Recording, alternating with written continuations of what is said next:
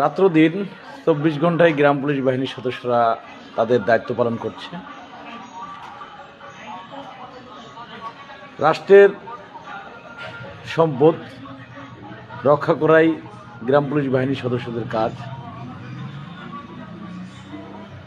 রাষ্ট্র অবশ্যই আমি মনে করি গ্রাম পুলিশ বাহিনীর সদস্যদের এই কাজ দায়িত্ব সঠিকভাবে পালন করছে। রাষ্ট্রের দেয়া অর্পিত দায়িত্ব।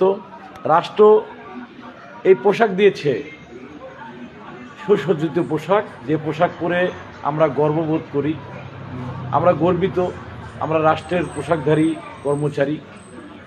তো এই পোশাকের ভিতরে একটা দেহ আছে, যে দেহতে খাবার লাগে।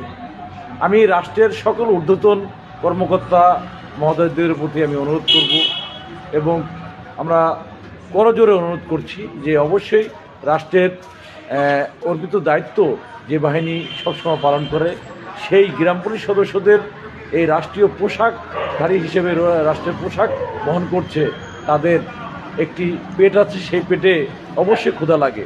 তো আমি রাষ্ট্রের সকল ঊর্ধ্বতন মহোদয়দের প্রতি আমি বিনয়ের সাথে অনুরোধ করছি, বাংলাদেশ গ্রাম পুলিশ বাহিনীর সদস্যদের এই পেটে কিছু খাবার দেওয়ার জন্য।